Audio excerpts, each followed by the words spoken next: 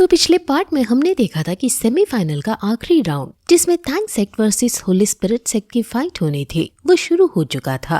Tank sect की तरफ से इंडिविजुअल मैच के लिए सबसे पहले वीवी आगे आया था, जिसने अपने बाकी सभी टीममेट से प्रॉमिस किया कि वो किसी भी तरह से शुरुआती 3 राउंड्स जीतेगा जिससे वो टीम बैटल के लिए अप्लाई कर सके। लेकिन सभी को अभी वीवी की चिंता थी, क्योंकि वो सभी जानते हैं कि अगर वीवी पहले लड़ने गया तो सामने से होली स्पिरिट सेक्ट के लोग तांग्या को भेजेंगे। वीवी ने शुरुआती 2 मेंबर्स को हरा दिया था और साथ ही उन्हें खत्म भी कर दिया था, जिसके बाद होली स्पिरिट को तांग्या को ही भेजना पड़ता है। वैसे पिछले पार्ट में ही हमें तांग्या का थोड़ा सा पास का सीन भी दिखाया गया था। अगर आपने पिछला पार्ट देखा है तो आपको पता होगा कि अब 3rd मैच शुरू होने वाला था। जैसे ही रेफरी मैच स्टार्ट करने की अनाउंसमेंट करता है तो वहाँ तांग्या अपनी सारी सोल रिंग्स एक्टिवेट कर लेती है। सभी ये देखकर हैरान थे कि तांग्या के पास 7 सोल रिंग्स हैं।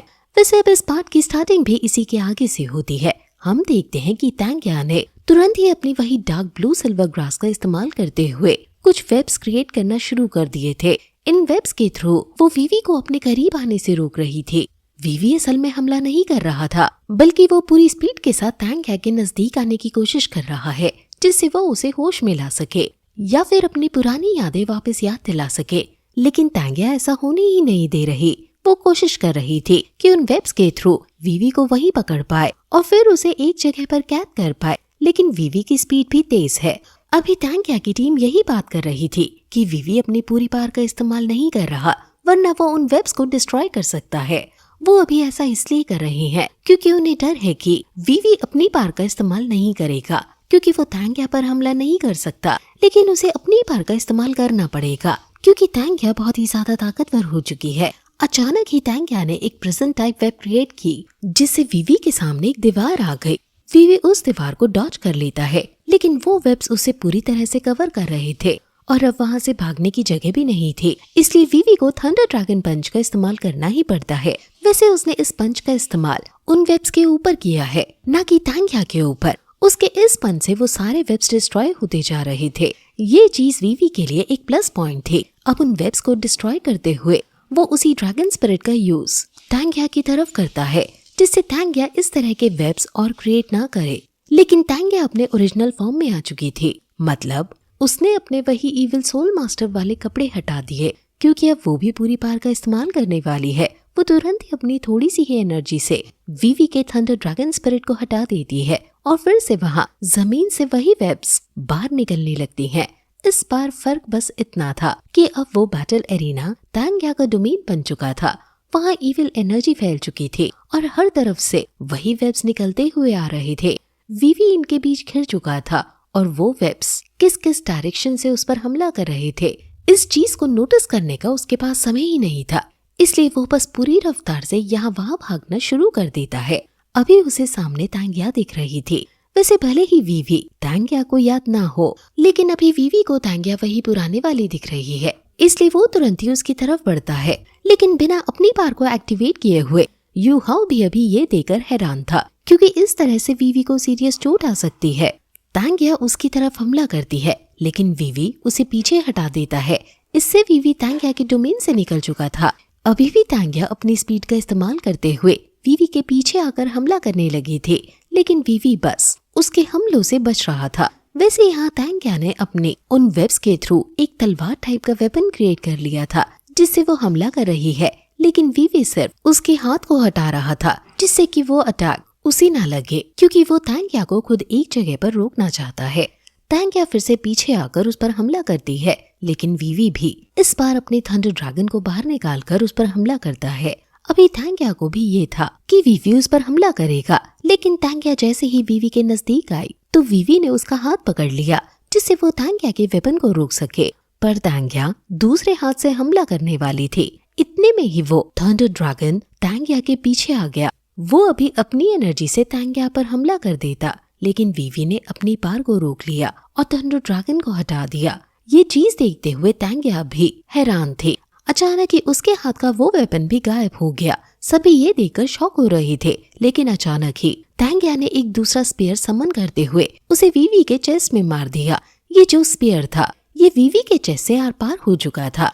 सभी इस चीज से बहुत ज्यादा हैरान थे क्योंकि किसी को भी अपनी आंख पर यकीन नहीं हो रहा था। अभी ऑडियंस भी बहुत ज्यादा शॉक लग रही थी क्योंकि उन्हें भी इस चीज पर यकीन नहीं हो रहा था। वीवी ने अभी एक भी हमला नहीं किया और वो हार चुका है। मतलब देखकर यही लग रहा था। टीचर्स वो तुरंत वहाँ से भागती है। वो कह रही थी कि ये लड़का पागल हो गया है। मुझे शक तो था कि ये ऐसा ही कुछ करेगा, पर ये नहीं पता था कि ये अपनी जान दांव पर लगा देगा। दूसरी तरफ अभी सबसे ज्यादा खुशी उस होली स्पिरिट सेट के लीडर को हो रही थी। वो वहाँ हंसते हुए कह रहा था कि हजारों साल पहले तुमने मेरे कई प्लान्स को खराब किया, लेकिन अब मैं तुम्हें नहीं छोड़ूंगा।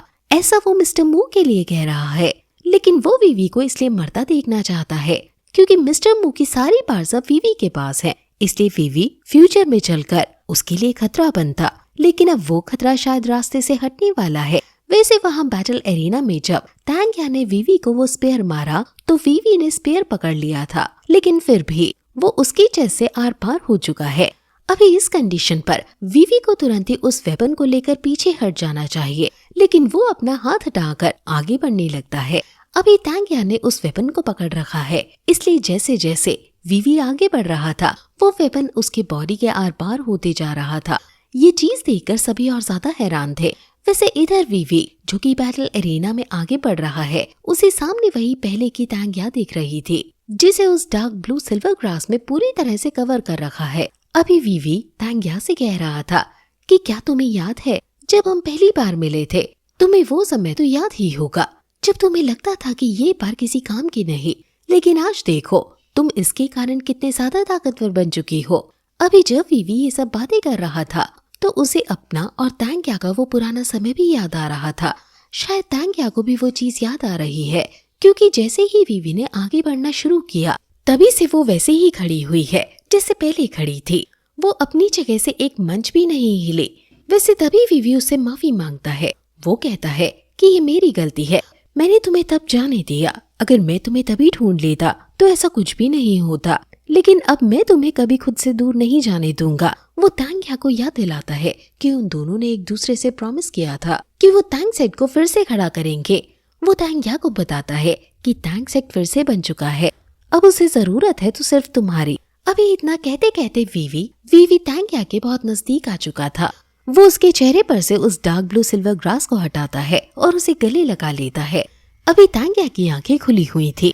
देखकर सच में ऐसा लग रहा था कि उसे सब कुछ याद आ रहा है, लेकिन वो कुछ बोल नहीं रही थी। वीवी उससे कहता है कि मुझे याद करो, मैं तुम्हारी यादों में कहीं ना कहीं जरूर मिलूंगा। तभी तांग्या धीरे से वीवी बोलती है, जो सुनकर वीवी हैरानी से पीछे हटते हुए कहता है कि क्या तुम्हें मैं याद आ गया? वैसे वीवी बोलते वक्त तांग्या ने अपने वो स्पीयर हटा लिया था, मतलब वो एनर्जी से बना हुआ था, इसलिए तांग्या ने उसे वापस रख लिया। अभी तांग्या ने तब तक उसे पकड़ रखा था, इसी वजह से वीवी खड़ा हुआ था। जैसे ही वो गायब हुआ वीवी पीछे की तरफ गिरने लगा। उसे देखते ही टैंक सेट की पूरी टीम वहाँ बैटल एरिना में आ गई और उन्होंने वीवी को पकड़ लिया। यहाँ काइतो ने तुरंत ही अपनी 6 सोल रिंग की हेल्प से बनाई हुई एक रेस्टोरेशन लॉलीपॉप वीवी को खिला दी थी। वैसे टैंक सेट की टीम को वहाँ आता देख रेफरी भी वहाँ आ चुका था। वो उनसे कहता है कि अभी तक ये लड़ाई खत्म नहीं हुई, लेकिन यू हाओ कहता है कि हम इस इंडिविजुअल मैच के लिए गिव अप करते हैं, मतलब इस मैच में हमने हार मान ली। अभी टैंक सेट ने हार मान ली थी, इसलिए प्रॉब्लम की बात नहीं थी। वो रेफरी उन्हें वापस पीछे हटने को नहीं कहता। वैसे काइतो ने जो लॉलीपॉप बनाई थी वो अभी वीवी पर काम कर रही थी, मतलब उसका जो इंटरनली बहुत ज्यादा डैमेज हुआ है वो धीरे धीरे ठीक हो रहा है। लेकिन सभी की नजर अभी यहाँ तांग्या पर थी, जो कि अभी भी अपनी जगह पर खड़ी हुई थी। अचानक ही उसके सर में बहुत ही तेज दर्द होना शुरू होता है और वो जोर से चिल्ला पड़ती है। साथ ही उसकी बॉडी से वही इविल एनर्जी निकलना शुरू हो जाती है। ये देखते हुए ये सभी लोग आगे बढ़ने वाले थे, क्योंकि उन्हें समझ नहीं आ रहा था कि क्या हो रहा है। वो इविल एनर्जी इन्हें चोट भी पहुंचा सकती थी। लेकिन इतने में ही होली स्पिरिट सेट का वो टीम लीडर वहां पहुंच गया। वैसे उसके यहाँ आने के बाद हमें ये चीज पता चली कि वो असल में उस टीम का लीडर नहीं बल्कि उनका टीचर है। उनका जो लीडर है वो अलग है और वो वही बैठा हुआ है। ये इनका टीचर था, जो कि इसलिए यहाँ आया जिससे कि कोई तांग्या के करीब ना आ पाए। अभी रेफरी भी आगे बढ़ने वाला था, लेकिन वो टीचर उसे रुकवा देता है। रेफरी भी अभी ये देखकर हैरान था क्योंकि उस मास्टर की एनर्जी से वो ये चीज समझ चुका था कि वो एक सुपर डॉलर जितनी पार रखता है। वैसे वो मास्टर यहाँ प्रॉब्लम क्रिएट करने नहीं आया है। अभी रेफरी भी यही कह रहा था कि तांग्या 4th राउंड में हिस्सा लेगी, इसलिए इस तरह से वो बीच में नहीं आ सकता। लेकिन वो मास्टर पोलाइटली कहता है कि हम हार मानते हैं। मतलब जो 4th मैच होने वाला था उसके तौर पर उसने हार मान ली थी। मतलब तांग्या भी हार चुकी है और इसका सीधा सीधा मतलब है कि 3rd जो पॉइंट है वो टैंग सेक्ट को मिल गया। इसी कारण से यू हाउ ने तुरंत ही टीम बैटल के लिए अप्लाई कर दिया, क्योंकि बस 3 मैचेस जीतना जरूरी था, जो कि वो जीत चुके हैं। वैसे भी टीम बैटल शुरू करने से पहले दोनों ही टीम को 15-15 मिनट का समय दिया गया था, क्योंकि दोनों ही टीम के प्लेयर्स इंजर्ड हैं। इसलिए अब आगे की जो प्लानिंग है उसके लिए और थोड़ा सा रेस्ट करने के लिए इन्हें 15 मिनट का समय दिया गया है। यहाँ टैंग सेक्ट वीवी को ही लाई थी। अभी वीवी इतना ज्यादा इंजर्ड है कि वो अगली टीम बैटल का मैच नहीं खेल सकता। लेकिन अच्छी बात ये है कि उसकी जान को खतरा नहीं है। ये बात अभी टीचर्स वो कह रही थी। वो बोल रही थी कि तांग्या ने इस पर हमला अपने स्पेयर से किया था। अगर इस पर इविल एनर्जी का इस्तेमाल हुआ होता तो इसकी जान बचना मुश्किल था। लेकिन लकीली अभी इसकी जान को खतरा नहीं है। ये सुनकर वीवी के दोस्त खुश थे, पर अभी भी वो इस चीज से हैरान है कि तांग्या ने वीवी पर हमला किया।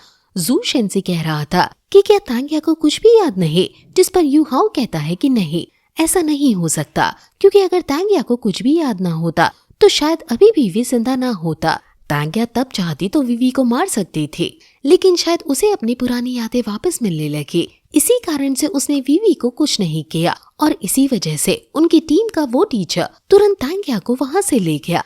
अभी इस बात से सभी को बहुत गुस्सा आ रहा था, क्योंकि होली स्पिरिट सेक्ट ही वो है जो कि तांग्या की यादों के साथ खेल रहा है। मतलब ये चीज क्लियर है कि तांग्या की जो मेमोरीज हैं उन्हें होली स्पिरिट सेक्ट ने ही मिटाया है, या यूँ कह लो कि सील किया है। वैसे रीजन कुछ भी हो, पर ये बात सुनकर अभी ज़ियांग नानन थोड़ी खुश थी। वो कहती है कि इसका मतलब हम तांग्या को बचा सकते हैं, पर यू हाउ कहता है कि अभी नहीं, हम सन एंड मून एम्पायर में है, जहाँ सीक्रेटली कितने इविल सोल मास्टर्स छुपे होंगे। इस चीज का हमें बिल्कुल भी नहीं पता, इसलिए अभी हम डायरेक्टली कोई भी डिसीजन नहीं ले सकते। लेकिन ये पक्का है कि हम सीनियर को जरूर बचाएंगे। ऐसा कहते हुए वो मन में कह रहा था कि वक्त आने पर वो पूरे होली स्पिरिट चर्च को खत्म कर देगा। वैसे अभी के लिए अब टीम बैटल शुरू होने का समय आ चुका था। टीचर्स वो सभी को कह रही थी कि उन्हें खास ख्याल रखना होगा, क्योंकि ये लड़ाई अभी तक की सबसे खतरनाक लड़ाई हो सकती है। होली स्पिरिट चर्च के लोग किसी भी पर्सन को खत्म करने से पहले एक बार भी नहीं सोचते, इसलिए इन लोगों की एक गलती इनके मौत के कारण भी बन सकती है। और अभी जो 4 लोग इनसे लड़ने के लिए आने वाले हैं, उनकी पार्स के बारे में इन्हें कुछ भी नहीं पता, क्योंकि उन चारों ने अभी तक एक भी मैच में पार्टिसिपेट नहीं किया है। असल में वीवी ने जिन दोनों टीम मेंबर से फाइट की थी, वही शुरुआत में आगे जाकर लड़ते थे, और अगर कोई उन्हें भी हरा दे तभी तांग्या आगे बढ़ती थी, और तांग्या से कोई नहीं जीत पाया। इस कारण से उन चारों को आना ही नहीं पड़ा।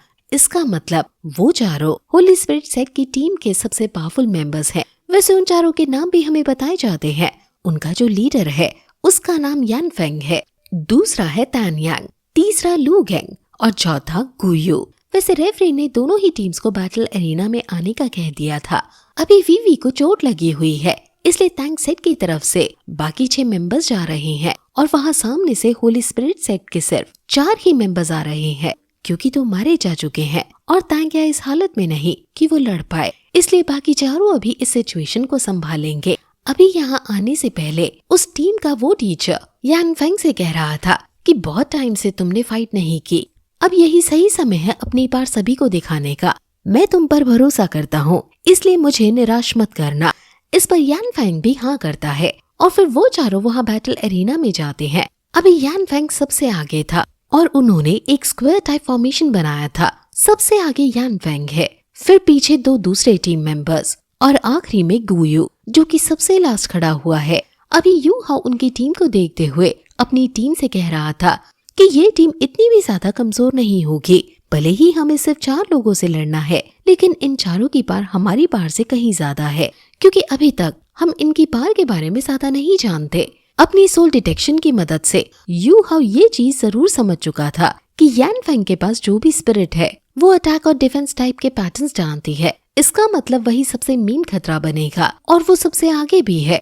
उसके पीछे जो दूसरे इविल मास्टर्स खड़े हुए हैं उनके बारे में यू हाउ को ये चीज नहीं पता कि उनमें से किसके पास डिफेंस टाइप और किसके पास अटैक टाइप पैटर्न्स वाली सोल स्पिरिट है, लेकिन उसे ये चीज पता है कि दोनों के पास डिफरेंट सोल स्पिरिट है, तभी वो पीछे खड़े हुए हैं। और जो सबसे लास्ट में है उसके बारे में यू हाउ को कोई इन्फॉर्मेशन नहीं थी, पर यू हाउ को नहीं लग रहा था कि वो बाकियों से ज्यादा ताकतवर है, इसलिए वो सभी से कह रहा था कि ये चौथा मेंबर हमारे लिए नेगेटिव सपोर्ट क्रिएट कर सकता है, इसलिए हमें इस पर भी ज्यादा ध्यान देना होगा। अब रेफरी ने बैटल स्टार्ट करने की अनाउंसमेंट कर दी थी, जिसके बाद ये चारों इविल सोल मास्टर्स अपनी अपनी पावर दिखाना शुरू करते हैं। वहाँ मिडिल रूम में जो दोनों इविल सोल मास्टर्स थे उन्होंने अपनी मार्शल स्पिरिट को समन कर लिया था। एक ने बहुत बड़े अनडेड मास्टर को समन किया था और दूसरे ने स्केलेटल किंग को। अभी यू हाउ उनके बारे में हमें बता रहा था। जो पीछे था गुयू नाम का वो इविल सोल मास्टर, वो अपने पास से एक हड्डियों का बना हुआ ट्राइडेंट मतलब त्रिशूल बाहर निकालता है और उसे जमीन पर ठोकते हुए अपनी एनर्जी को रिलीज करता है, जिसके बाद वहाँ कुछ अनडेड स्पिरिट समन हो जाती हैं। आखिर में फिर यान फेंग की बारी थी। वो तुरंत ही अपनी एनर्जी को रिलीज करते हुए हवा में आता है। अचानक ही उसके पंख आ चुके थे। उन पंख को देखते ही सभी समझ गए कि ये किसके पंख हैं। असल में ये बोन ड्रैगन के पंख थे।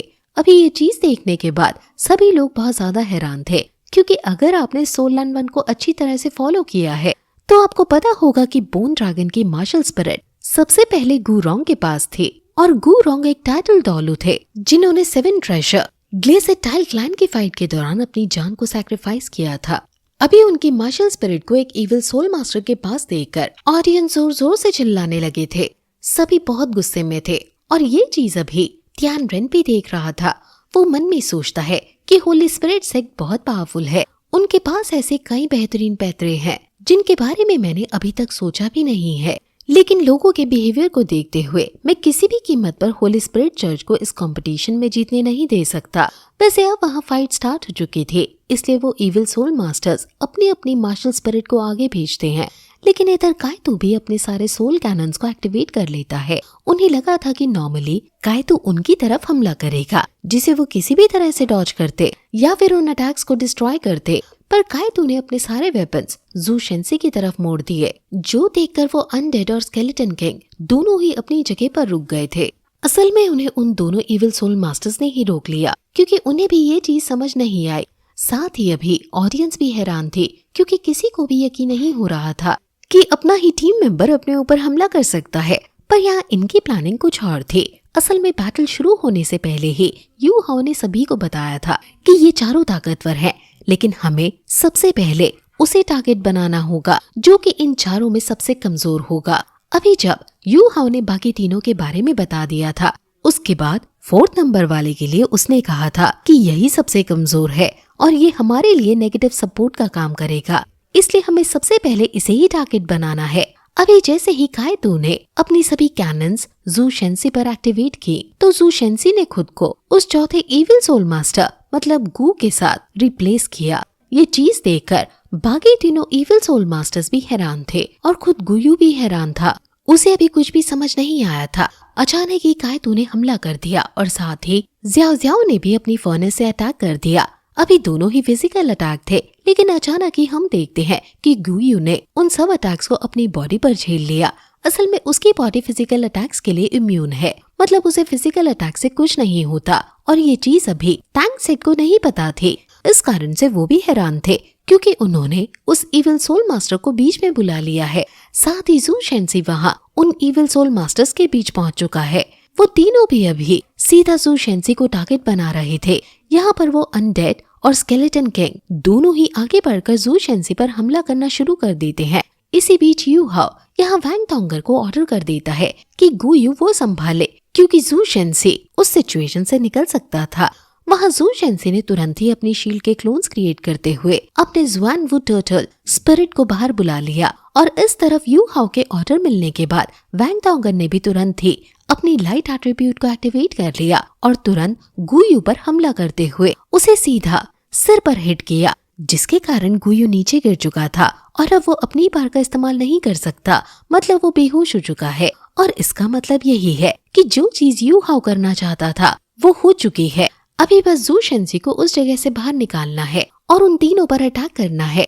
यहाँ जैसे ही वैंग डोंगर ने उस चौथे इविल सोल मास्टर मतलब गुयू को बेहोश किया तो वो तुरंत यू हाओ के पास आ गए क्योंकि यही उनके प्लान का हिस्सा है। दूसरी तरफ वहाँ जू शेंसी अपने स्वान वू टर्टल स्पिरिट की मदद से उन अनडेड और स्केलेटन किंग के अटैक को रोक रहा था, लेकिन यान फेंग ने अपनी बाकी दोनों मेंबर्स को ऑर्डर दिया कि वो जू शेंसी को ही मेन टारगेट बनाए क्योंकि उसके हिसाब से भी अभी वो एक एक टीम मेंबर को खत्म कर देंगे तो टैंक सेक्ट आराम से हार जाएगा। इसी कारण से अभी वो जू शेंसी को अपना टारगेट बना रहे थे, पर अचानक ही जू शेंसी ने टेलीपोर्टेशन पोर्टल ओपन कर लिया। अभी उसे किसी के साथ रिप्लेस करना था और अभी वो और किसी के साथ नहीं बल्कि यू हाओ के साथ खुद को रिप्लेस करने वाला है क्योंकि वैंग डोंगर यू हाओ के पास आ चुकी थी और उन दोनों ने ऑलरेडी अपनी फ्यूजन स्किल को शुरू कर दिया था। जैसे ही जू शेंसी ने यहाँ खुद को यू हाओ और वैंग डोंगर के साथ रिप्लेस करता है तो उन दोनों की फ्यूजन स्किल भी कंप्लीट हो जाती है। दोनों ही अभी हवा में थे। हम देखते हैं कि यू हाओ की बॉडी अब फ्रीज नहीं है, वो हवा में आ चुका है और लगभग उसकी पूरी बॉडी ठीक लग रही थी। साथ ही वैंग डोंगर ने अपने स्काई हैमर को भी निकाल लिया था जिसके क्लोन्स उस अनडेड और उस स्केलेटन किंग को ऑलरेडी घेर चुके हैं। यहाँ ये इन पर हमला करते इसके पहले ही ये पार्ट यहाँ खत्म हो गया।